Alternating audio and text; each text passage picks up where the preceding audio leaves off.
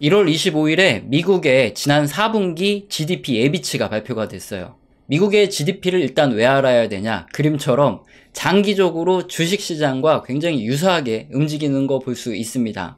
만약에 GDP가 올라가지 못하고 횡보하면 지난 일본의 1990년대 이후처럼 계속 주식시장이 흘러내릴 수 있습니다. 그래서 GDP가 계속 성장해야 주식시장도 계속 올라간다. 이거는 투자할 국가를 선택할 때 꼭 참고를 하시고요. 하지만 전체 GDP 자료는 주식 투자를 할 때 활용하기 굉장히 어렵습니다.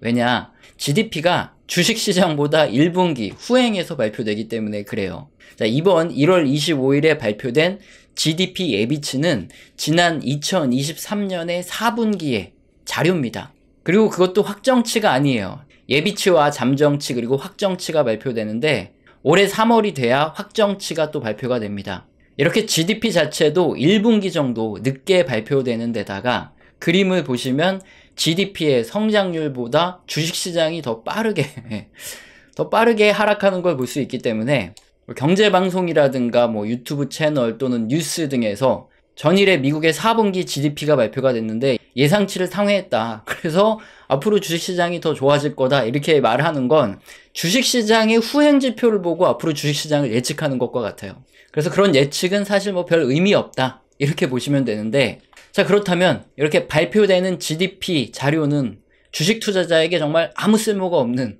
그런 자료일까요? 결론부터 말씀드리면 세부 자료를 보면 쓸모가 있어요. 자, 그래서 세부 항목을 하나하나 보면서 어떤 게 우리 주식 투자에 선행을 하고 쓸모가 있는지 확인을 해 드리도록 할게요. 개인 소비, 정부의 지출, 그리고 투자 지출과 순수출을 모두 더하면 GDP가 계산이 됩니다. 근데 벌써 이런 소리만 들어도 머리가 지끈지끈하고 얘가 뭔가 굉장히 어려운 소리를 할 건가 보다. 이렇게 생각하실 수 있는데 아주 쉽게 그냥 듣기만 해도 이해되게 설명을 드릴게요. 그림의 보라색이 개인 소비 지출이라는 겁니다. 말 그대로 개인들이 소비를 얼마나 많이 했는가 이걸 알 수 있는 지표예요.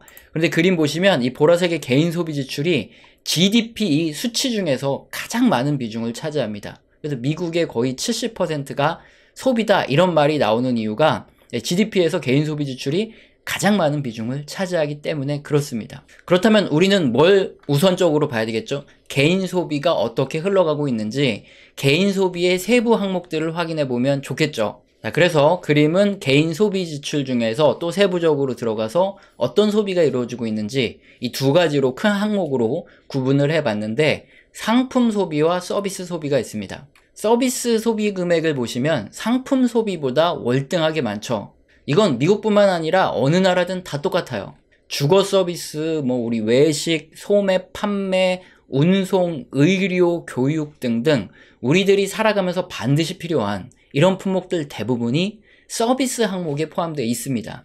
그래서 개인들의 소비에서 서비스 소비가 월등하게 높은 거예요. 이 주황색 선의 기울기가 여기 파란색의 상품 소비 지출보다 훨씬 더 가파르게 올라가고 있죠. GDP에서 가장 큰 비중을 차지하는 개인 소비 지출은 사실상 이 서비스 소비가 많이 올라가고 있기 때문에 GDP가 상승한 걸로 나왔다. 이렇게 볼 수 있는데, 자, 그렇다면 서비스 소비 중에서 무엇이 과연 많이 지출이 올라가고 있는지 함께 보고 있습니다. 주거 및 유틸리티 서비스, 이 파란색, 그리고 의료비, 주황색, 그리고 식품 및 숙박, 파란색, 이 지표 보시면 우상향을 쭉 하고 있어요.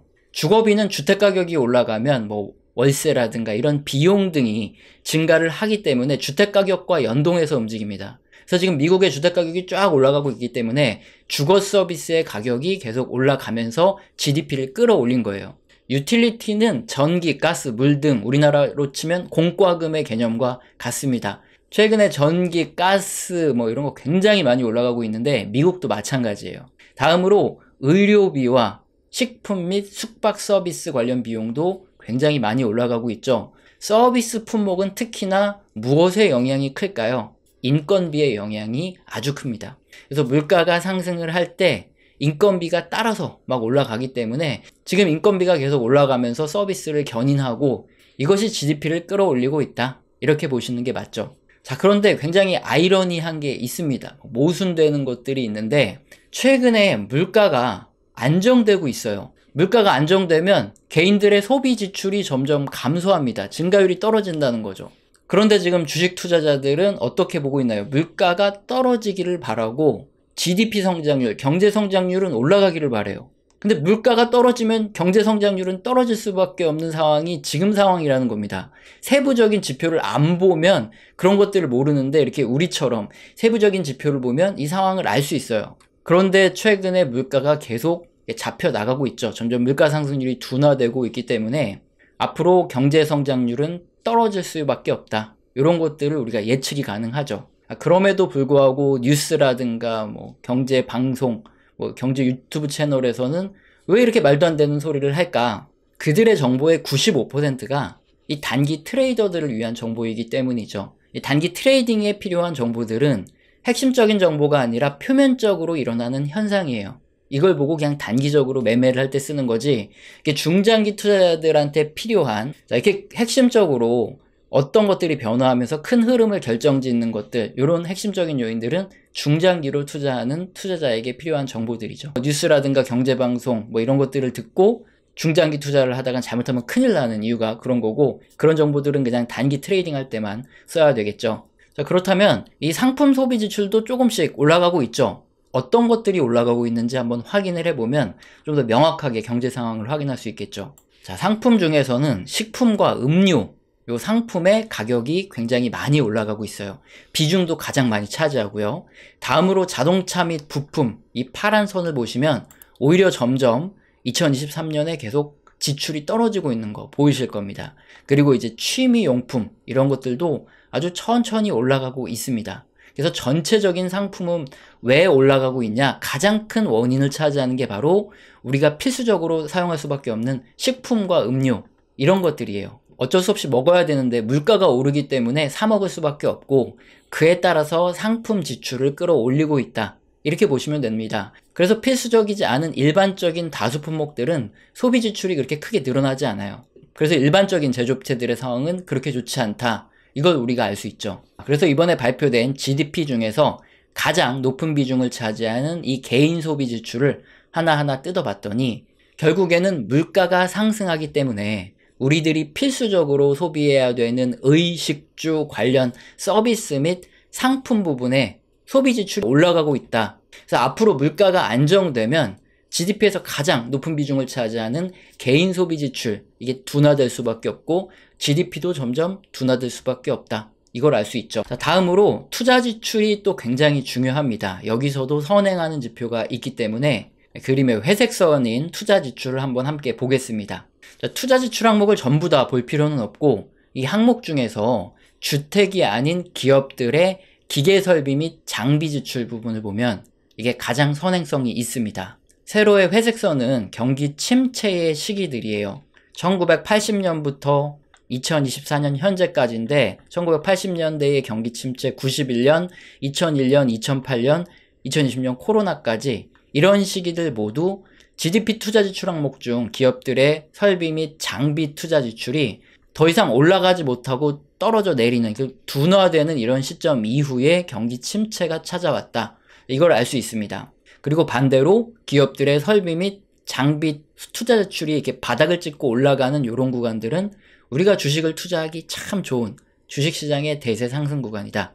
이걸 알 수 있죠. 그런데 2024년 현재 구간을 보면 장비 투자 지출이 2022년까지는 쭉 잘 오르다가 2023년부터 횡보를 하고 둔화되고 있어요. 여기서 뚝 떨어져 내리면 과거 경기 침체의 시기들과 굉장히 유사하기 때문에 앞으로 이게 계속 올라간다면 좋은 신호인데 떨어지면 나쁜 신호가 되는 거죠. 물론 GDP는 1분기 늦게 발표가 됩니다. 그렇기 때문에 이렇게 둔화 신호가 나면 선제적으로 대응해서 리스크 관리를 할 수밖에 없어요. 특히나 이 경기 침체라는 건 아무도 예상을 할 수 없습니다. 과거 경기 침체가 왔던 사례들은 대부분 디폴트라든가 테러, 전쟁 등 이렇게 소비가 급격하게 둔화될 만한 이런 사건이 터지면서 발생을 했어요. 특히 기업들의 이렇게 설비 투자와 장비 투자가 더 이상 증가를 하지 못하고 횡보하거나 하락을 하는 이런 구간에서는 대부분 구간에 기준금리가 높았고요. 자산 가격에 버블이 있었습니다. 그리고 돈이 잘 돌지 않는 이런 구간이었어요. 이렇게 실물 경제의 기본적인 체력이 별로 안 좋을 때 내 외부적인 충격이 가해지면 경제가 버티지를 못하고 침체에 빠지더라. 그겁니다. 그래서 경기 침체 시기를 누구도 정확히 예측을 할 수 없는 이유가 그거예요. 지금도 마찬가지죠. 2022년까지는 설비 투자가 증가를 하다가 2023년부터 설비 투자와 장비 투자가 주춤해지고 있기 때문에 이런 구간에서 잘못해서 내외부적인 어떤 문제가 터지면 큰일 나겠죠. 자, 1월 25일 발표된 2023년 4분기의 GDP 예비치와 그 세부 자료들을 하나하나 확인을 해봤습니다. 소비 지출이 증가해서 GDP가 양호하게 나왔는데, 그래서 뉴스에서는 좋다 떠들고 있지만 결국 세부 항목을 뜯어봤더니 필수적으로 소비해야 되는 서비스와 식품 등의 가격이 올랐는데 그 물가 때문에 올라서 GDP가 견조하게 상승한 것으로 나왔다, 이걸 알 수 있죠. 지금 물가 상승률이 점점 둔화되고 있기 때문에 앞으로 GDP 성장률, 즉 경제 성장률도 낮아질 수밖에 없으니까 이건 딱히 좋은 소식은 아니죠. 물론 단기 트레이더들에겐 좋지만 중장기적으로는 그렇게 좋은 상황은 아니라는 겁니다. 또한 기업들의 설비 투자와 장비 투자도 지금 주춤해지고 있기 때문에 이 또한 선행적인 지표라서 좋지 않은 상황이 지속되고 있다, 이것들을 확인할 수 있죠. 우리들이 지표를 세부적으로 봤을 때 이 뉴스에서 얼마나 우리들에게 잘못된 정보를 제공하고 있는지, 언론이 우리를 어떻게 이끌어가고 있는지 아셨을 겁니다. 정말 큰 흐름을 보는 중장기 투자자에게는 별로 좋은 소식들을 전달해주는 게 바로 뉴스가 아니죠. 자, 상승론자와 하락론자의 관점에서만 바라보시는 분들이 많아요. 그래서 많은 분들은 이렇게 각각의 의견을 펼치는 전문가들의 의견을 그대로 수용합니다. 시간이 지났을 때 누가 맞췄냐, 그걸 더 중요하게 생각하죠. 결국 이런 과정을 반복하면 여러분의 실력이 늘지도 않을 뿐만 아니라 올바른 선택을 내리기도 힘듭니다. 조금 귀찮더라도 우리들은 모두 스스로 충분히 생각하고 합리적이고 객관적으로 판단할 수 있는 능력이 있는 사람들이죠. 그래서 자신이 옳다고 생각하는 경제 지표라든가 또는 자료를 근거로 스스로 생각하고 판단을 내려야 됩니다. 이런 경험들이 쌓일수록 여러분의 실력이 늘고 자신 스스로의 의견을 가지고 투자를 할 수 있어요. 언제까지 남의 개처럼 그들의 의견만 따라다닐 수도 없는 거 아니겠습니까? 또 그들이 항상 맞는 의견을 제시하는 것도 아니고요. 그래서 리스크를 관리해야 될 때는 이렇게 리스크를 관리하고 적극적으로 투자할 때는 또 적극적인 투자 의견을 드리기 때문에 그게 맞든 틀리든 경제 지표에 근거한 소신 있는 이런 객관적인 의견을 전달해 드릴 거고요. 참 험난한 투자의 세계에서 도움이 되셨으면 좋겠습니다. 이 채널에서는 영상 시청하시고 도움되셔서 후원 주시는 감사하신 분들이 계시죠. 제가 말로만 감사합니다 때우지 않고 한 달 동안 소통을 제대로 합니다. 교육 같은 이런 소통을 진행하는데 여기서는 거시경제의 사이클뿐만 아니라 각 산업의 사이클, 그 업황과 함께 움직이는 종목, 기업들에 대한 얘기도 나와요. 공개된 방송에서는 좀 민감하게 하기 힘든 얘기를 하고 있기 때문에 영상 하단에 보시면 더보기 누르시면 영상 하단에 설명란 있습니다. 여기서 꼭 읽어보시고 내가 해당된다 하시면 메일 주시길 바랍니다. 그리고 영상 맨 마지막에는 우리 채널에서는 그동안 어떤 얘기를 했고 현재 어떤 의견을 드리고 있다, 이게 중장기 투자자분들한테 도움이 될 만한 얘기를 해드리고 있어요. 그래서 처음 보신 분들은 보시고 도움을 받으셨으면 좋겠습니다. 항상 증거 영상도 계속 올려드리는데 귀찮아요. 그래서 그냥 바로 설명을 드릴게요. 우리 엔비디아의 차트가 바로 우리 흑역사를 그대로 증명합니다. 제가 2019년에 유튜브를 시작했는데 2019년 말에 60% 채권을 가지고 있어라 이렇게 얘기했다가 엄청나게 욕을 먹었어요. 비아냥을 거의 한 2020년 3월 코로나 터지기 직전까지 들었습니다. 그랬는데 다행히 현금 갖고 있다가 저점 매수 이제 해야 된다, 우리 현금 갖고 있으니까 이 얘기했다가 블렌집에 부채질 하냐 이러면서 어마어마하게 쌍욕을 먹었어요. 아니 그러면 이게 맞춘 거잖아요. 그럼 이제 경제 채널에서 뭐 와 이러면서 성지순례 어쩌고저쩌고 하면서 구독자가 늘어야 되잖아요. 근데 구독자가 안 늘어요. 조회수도 안 늘고 구독자도 안 늘어, 맞췄는데. 그런데 왜 구독자가 늘었냐, 이때 국뽕 영상 같은 거, 그때 우리 기업들한테 전화 돌려가지고 일본에서 이제 수출 규제하기로 했던 품목들 있죠. 그런 거 만들 수 있냐? 그거 만들 수 있다. 그래가지고 그거 방송했다가 국뽕 영상이 터져서 국뽕 채널로 떡상했어요. 그래서 그때 잠깐 국뽕으로 갈까 하다가 도저히 못하겠다. 경제 채널 본연의 임무로 돌아오자 해서 이렇게 그때 이제 구독자가 늘은 거지, 이게 저점 매수를 맞춰서 는 게 아니에요.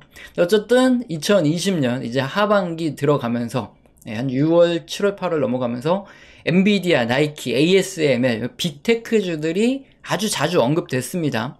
저도 이제 샀다고 이때 얘기를 하는 바람에 졸지에 추천주가 돼버렸어요. 물론 이런 채널에서 추천주 이런 건 안 하는데 어쨌든 2020년부터 계속 존버 인베스트 했던 기간이죠. 그래서 우리 채널 보면은 이제 어디 뜸하게 가 있다가 어디 이제 처물려 가지고 마음고생 하시는 분들이 우리 채널에 와서 존버 하라는 거 얘기 듣고 위안을 삼고 가던 때가 2020년부터 2022년 한 4, 5월 요때까지예요. 근데 2022년 4월에 그때 이제 전향을 하죠. 존버가 아니다. 근데 이때 3월부터 4, 5월 뭐 요때까지 계속 기술주에 대한 우리가 갖고 있는 거 요 정도면 뭐 많이 먹었지 않냐 이렇게 매도 의견을 냈다가 얘기도 안 하고 매도로 전환했다. 존버에서 매도로 갑자기 금세 손바닥 뒤집듯 바뀌었다 하면서 엄청나게 욕을 먹었어요. 변절자 이렇게. 그래서 그때 댓글창이 닫힌 거예요. 욕을 너무 먹으니까. 자, 그렇게 이제 매도를 해야 되는데 문제는 제가 분할 매도를 하는 바람에 2022년 5월 이후에 급락을 했어요. 기술주들이. 그래서 못 팔고 물렸습니다. 그래서 2022년 내내 영상 보시면은 2023년쯤에 초쯤에 아마 뭐 기준금리 인상 중단 얘기 나오고 뭐 그러면서 반등이 있을 것이다. 그때 팔자. 그때 팔고 그 다음에 이제 현금 잘 가지고 있자. 2022년에 이제 그런 얘기 굉장히 많아요. 왜냐면 이제 경제 지표들이 하나 둘씩 경기 둔화 침체에 대한 얘기가 나오기 시작했으니까 어쨌든 우리는 팔아야 되니까. 2023년에 갑자기 반등을 주죠. 그때 이제 제가 계속 금리 인상 중단 요런 기대감이 커진다 요 얘기를 했기 때문에 저도 이제 그때 상반기에 이제 분할 매도를 다 마쳤어요. 근데 지금 엔비디아가 이렇게 많이 갔습니다. 제가 뭐 거의 한 200달러 후반에서 300달러 가까이 떼서 거기서 거의 다 매도를 했는데 지금 뭐 거의 500달러 가까이 갔어요. 이거 보면 잠이 안 와요. 그래서 엔비디아를 지금 못 쳐다보고 있어요. 근데 어쨌든 뭐 이제 100달러 부근에서 사서 이제 거의 한 300달러 가까이서 팔았으니까 이제 많이 먹긴 했는데 갖고 있었으면은 거의 한 5배 튀기는데 이거 참 환장하겠죠. 그리고 지금 뭐 더 올라갈 수도 있다 이런 얘기가 나오면 미쳐요 사람. 왜 주식을 갖고 있다가 팔았는데 더 올라가면 환장하잖아요. 그래서 지금 약간 이런 흑역사 이게 벌어지고 있다. 이게 지금 현재 의견입니다. 그래서 어떤 의견이냐 2020년 코로나 이후부터 2022년 요 초중순 그때까지가 존버 인베스트였다면 그 다음부터 이제 하나 둘씩 경기 지표가 둔화되기 시작해서 2023년부터는 사실상 이제 침체를 말하는 침체 인베스트예요. 그래서 이제 여기서는 이제 슬슬 다 정리를 하셔야 되고 이제 리스크 관리를 하셔야 된다. 이게 2023년부터 거의 뭐 명확하게 말씀드려오고 있습니다. 사실 그대로 말씀드리는 거예요. 굳이 뭐 증거 영상도 남기고 하는데 귀찮으니까. 근데 여기서 저희가 핵심적인 부분이 뭐냐, 이런 매수, 매도, 이 투자 결정을 여러분이 어떻게 하시냐, 이게 중요해요. 우리 채널에서는 어떻게 한다? 경제지표 다수에서 경기 둔화 신호가 나오면 그때는 이제 리스크 관리를 언제부터 경제지표 다수에서 경기 둔화와 침체에 대한 이런 시그널이 나왔냐, 2022년 이제 하반기부터 시작해서 경제지표들이 하나둘씩 경기 둔화에 대한 지표들이 나오기 시작하더니 2023년 되면서 이제 경기 둔화 신호들이 거의 많이 나오기 시작했어요. 확실하게. 자, 그러면 이제 2023년에는 가지고 있던 걸 매도하고 리스크 관리를 해야 되는 거죠. 그리고 이 매도는 사실 테크닉이에요. 오랫동안 주식시장을 하다 보니까 알게 되는 건데, 요거 그림 2022년 내내 보여드렸던 거 아직도 쓰고 있어요. 그때 당시에 기준금리가 파란색인데 이게 거의 1%도 안 올랐을 때 영상 보면 내내 똑같은 얘기를 하는데, 항상 역사적으로 어떻다? 이게 파란색이 기준금리 인상이 중단되고 하락할 때, 그때 한 번씩 주식시장에 랠리가 꼭 이렇게 오더라. 그때 이제 매도하자. 이 그림을. 어쨌든 이건 뭐 테크닉이죠. 매도는 그냥 테크닉일 뿐이고 중요한 건 우리는 어떻게 간다는 거죠. 원칙대로 간다는 거예요. 경제지표 다수에서 경기 둔화 및 침체에 대한 경고들이 켜지기 시작하면 그때는 매도. 그리고 다시 언제 매수하냐? 다수 경제지표들에서 경제가 회복되고 있다 이런 신호들이 나타나기 시작하면 뭐 주식시장이 폭락을 하고 있던 뭐 하고 있던 그냥 그때 매수를 하는 거죠.